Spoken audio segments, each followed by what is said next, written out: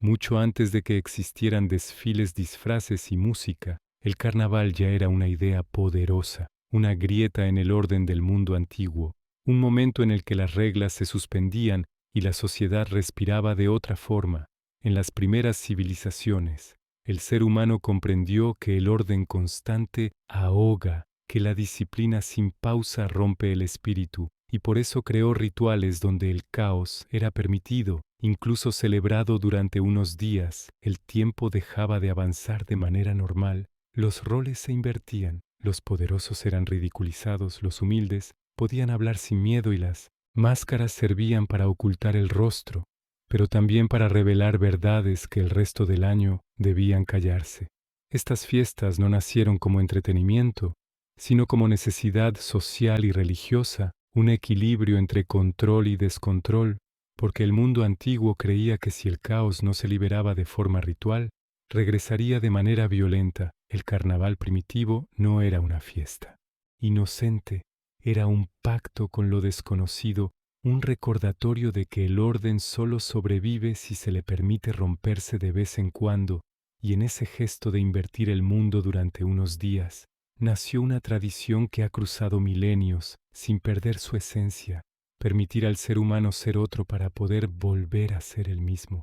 Mesopotamia y Egipto, cuando el caos se volvía sagrado, en las primeras civilizaciones de la historia, el carnaval no era una fiesta ligera ni un simple desahogo popular, era un acto de enorme importancia religiosa y política, porque se creía que el equilibrio del mundo dependía directamente de esos rituales en Mesopotamia, donde nacieron las ciudades, las leyes y el concepto mismo de orden social.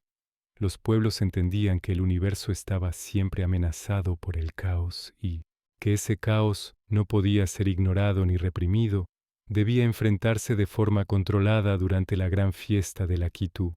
El Año Nuevo babilónico, la ciudad entera entraba en un tiempo distinto.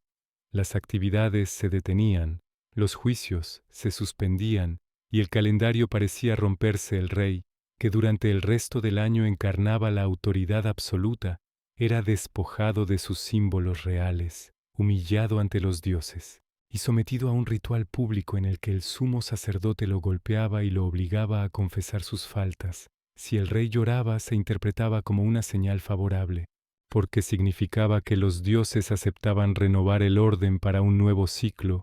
Durante esos días se representaba el mito central de la civilización, el combate entre el dios Marduk y las fuerzas del caos, primordial. La comunidad entera participaba en cantos, procesiones, disfraces, excesos y comportamientos que el resto del año estarían prohibidos, porque solo atravesando el desorden ritual se podía reconstruir el orden cósmico. Para el año siguiente en Egipto, aunque el sistema era aún más rígido y sagrado, con un faraón considerado divino, existían también festividades donde la norma se relajaba de forma consciente. Celebraciones dedicadas a dioses como Hathor, vinculada a la música, el placer, la sexualidad y la embriaguez. Durante estas fiestas, la población bebía hasta perder el control, bailaba sin jerarquías, usaba máscaras y se abandonaba a una alegría desbordada que rompía la disciplina cotidiana, no como acto de rebeldía sino como ofrenda, porque el exceso ritual era visto como una manera de apaciguar a las fuerzas peligrosas del universo. Los egipcios creían que si el desorden no se expresaba en un marco sagrado, acabaría manifestándose como enfermedad, desastre o colapso social. Así, tanto en Mesopotamia como en Egipto, el carnaval primitivo no era una celebración del caos por placer, sino una estrategia de supervivencia colectiva, una válvula social que permitía a las civilizaciones más antiguas del mundo liberar tensiones, renovar pactos con los dioses y recordar una verdad incómoda: el orden absoluto no existe y solo se mantiene permitiendo que durante unos días el mundo se ponga del revés para no romperse definitivamente. Grecia antigua, Dionisio y el instante en que el ser humano dejaba de ser uno mismo. En la Grecia antigua el carnaval alcanzó una profundidad inquietante porque no se limitaba a invertir el orden social, sino que lo disolvía por completo durante un tiempo sagrado. El centro de todo era Dionisio, el dios más ambiguo del panteón griego, señor del vino, del éxtasis, de la locura creadora y de la pérdida de identidad, una divinidad extranjera, salvaje y temida, que representaba aquello que la razón no podía controlar ni explicar. Las fiestas dionisíacas, como las Dionisias y las bacanales, no eran simples celebraciones populares, eran rituales colectivos, diseñados para romper las fronteras entre el individuo y el grupo, entre lo humano y lo divino. Durante esos días el vino fluía sin medida, la música repetitiva y los tambores creaban un ritmo hipnótico que anulaba el pensamiento racional y empujaba a los participantes a un estado de trance. Las máscaras no servían para esconder el rostro, sino para borrar la identidad, porque al cubrirse dejaban de ser ciudadanos, padres o esclavos, y se convertían en parte de una fuerza colectiva, sin nombre ni jerarquía. Hombres y mujeres, ricos y pobres, libres y esclavos, se mezclaban en una igualdad peligrosa, donde las normas habituales perdían sentido. Los griegos comprendían que el orden representado por la ley, la razón y la medida, no podía sostenerse sin su opuesto. Por eso Dionisio no era un enemigo de la civilización, sino su complemento necesario. El exceso ritual permitía liberar impulsos reprimidos, deseos, violencia y miedo dentro de un marco controlado, evitando que estallaran de forma destructiva. El teatro nació directamente de estas fiestas como una extensión del espíritu carnavalesco. Tragedias y comedias se representaban ante miles de personas exponiendo crímenes, pasiones prohibidas, burlas a los poderosos y críticas directas al orden establecido, algo impensable fuera de ese tiempo sagrado durante el carnaval griego. Decir lo prohibido no solo estaba permitido, era una obligación colectiva, porque enfrentarse a la verdad incómoda era una forma de purificación. Cuando la fiesta terminaba, el ciudadano regresaba a la polis, transformado, consciente de haber rozado el caos sin perderse en él. Grecia dejó así una idea fundamental para la historia. El ser humano necesita momentos en los que dejar de ser racional, dejar de ser individuo y abandonar el control, porque solo quien se atreve a mirar al abismo de forma ritual puede volver al orden con mayor fuerza y equilibrio. Roma, Saturnales, máscaras y el orden que solo sobrevivía al ponerse del revés. En Roma el carnaval adquirió una forma clara, consciente y casi política, porque el imperio entendió algo esencial.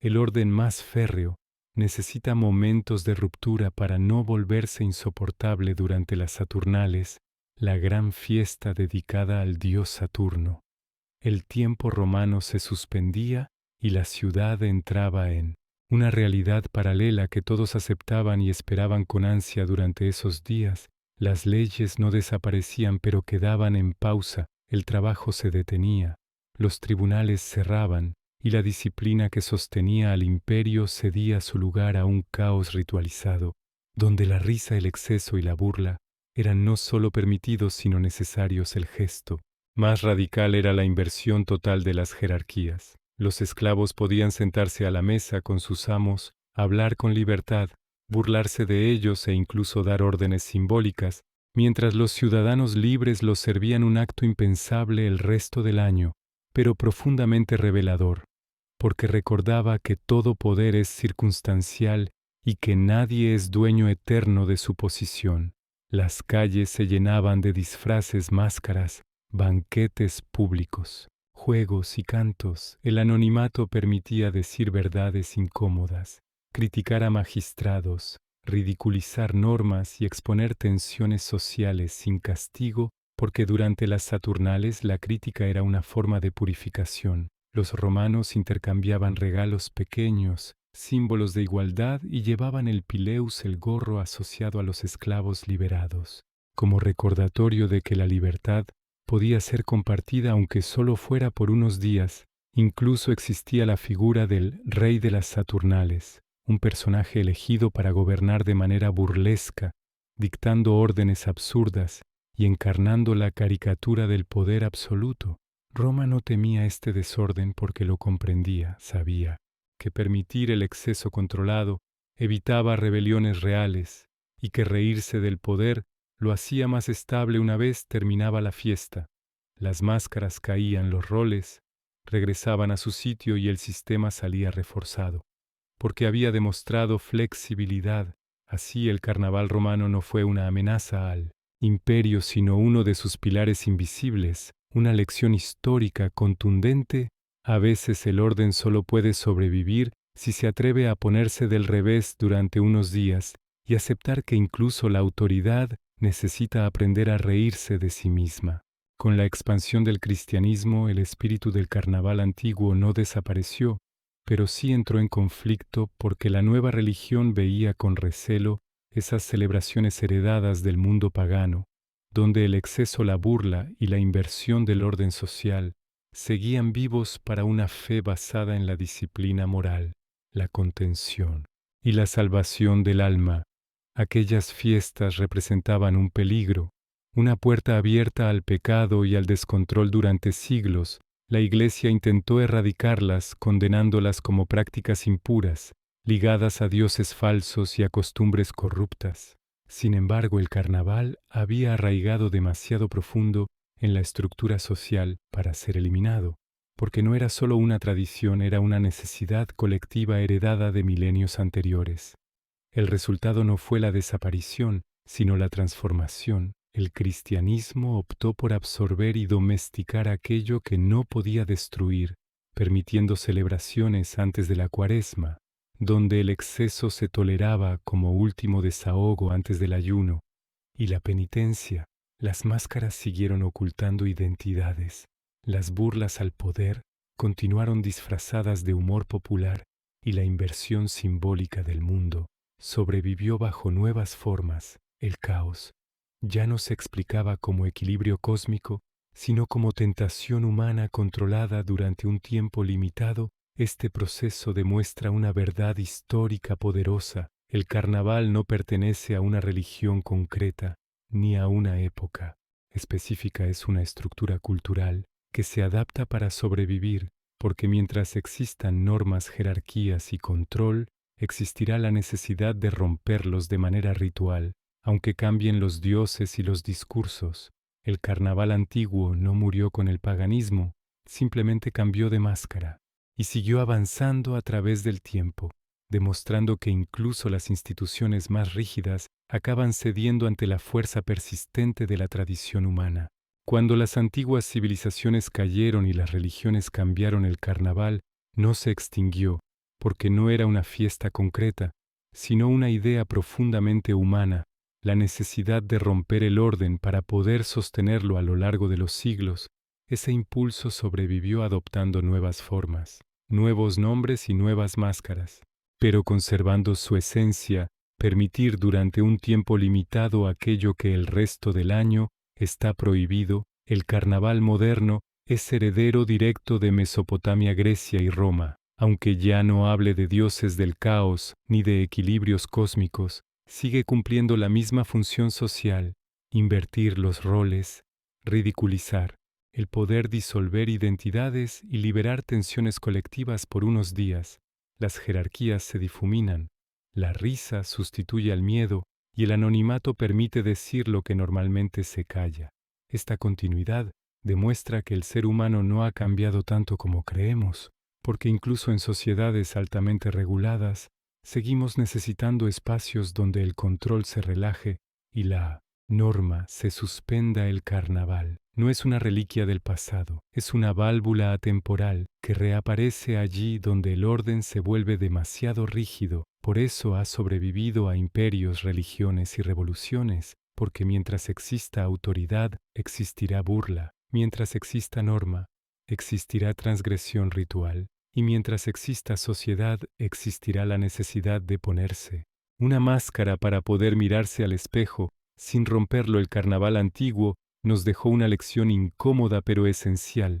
El caos no se elimina, se integra, se regula y se celebra durante unos días para que el mundo pueda seguir funcionando el resto del año.